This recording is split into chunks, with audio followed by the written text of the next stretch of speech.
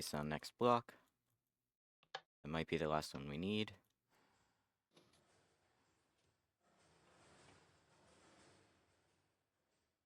Alrighty.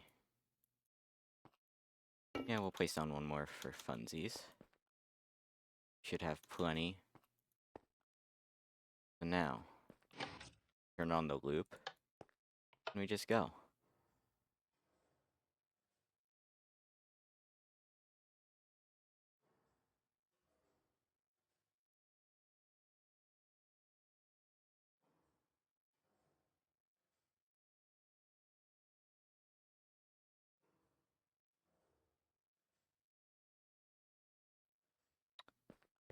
Now, I'm going to turn that off. And just to make sure, yep, here we are. As you can see, that just put in a 0. You want to back that up. Went over there too soon. But we can turn that on. Press the button.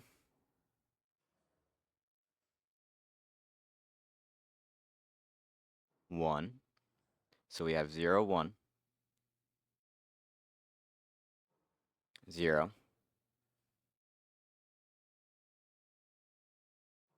0.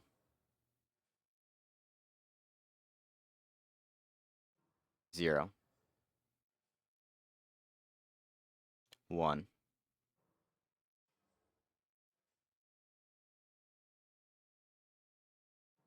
0.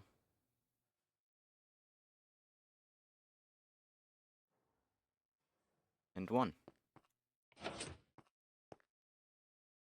I believe. Right?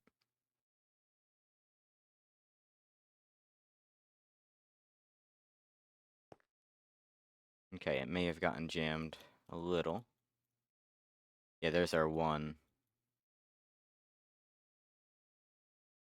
Interesting. Here, let's try it one more time. See if we can get that 1.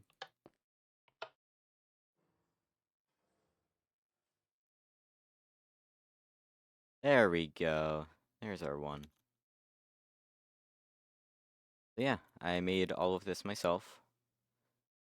I made a little decoder back here, so that goes into here. Oh no, that goes into here, which transmits a 0 on that side. This comes over here, makes a 1, pulse extender, pulse extender. Now, I was having problems where if it was 1, it would also show a 0. So I have this. If this is on, which is from there, then 0 cannot happen, because this triggers 0 by going over there. But if that's not there, because that's not extended, then that cannot extend this, and etc., etc. Now, we have this complicated little doohickey. This takes those blocks, it brings them down, pushes them there, and then pushes them up a ladder, like, extremely quickly. Within 5 ticks, it does the entire thing. It does take 2 runs to get up the ladder. As you can see here, there's one in the middle. But yeah, so I have an observer here is triggered by that to make it run twice so that it can get fully up the ladder usually. It goes through all here. The timings are set up to make it a good ladder. All of these will run at the same time on the top because of ticks. Here's our button. Here's the repeating system. It's just a redstone clock with that.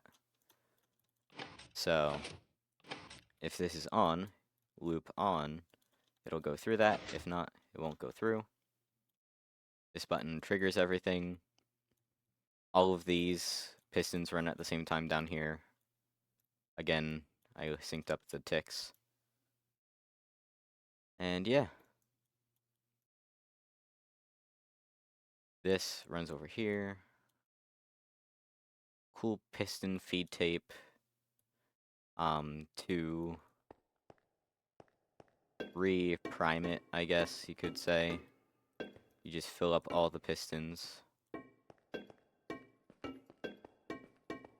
And to write a message, you put buttons on these, turn them on. If they're on, it's a 1, as you can see here. So each of these is a 1. Each one that's off is a 0. This observer chain here tells me if there's a block right here. So basically, every time that a block gets pushed up, which means there was a block here, then it will send this over and will either extend that or 1 is actually just here by default. So if this was here, then this would be on, sending a tick through, turning on the 1. For 0, it's a little more complicated because we don't get anything from the comparator. So you kind of have to work with that. But yeah, I made this all myself. I got ideas from Doom for the piston feed tape. Here are a few different designs I had. And yeah. Oh yeah, this one was actually pretty cool. So as it would go through the feed tape, it would move all of them up and make this wall here. And I think the next step is making this programmable. So like turning on and off all of these with buttons. I'd probably get rid of this row to make it 8, so each line is a character. So I would make each line a character, and then I would just need to figure out some way to get these into a feed tape. You know, maybe if I separate all of them by 1. So like this.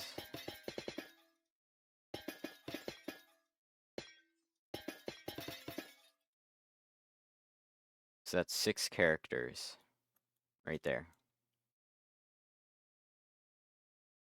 So then like I would do character 1 feeds into the thing. Character 2, character 3, character 4, character 5, character 6. So yeah, that's my next piece of the puzzle. Yeah. I hope you enjoyed.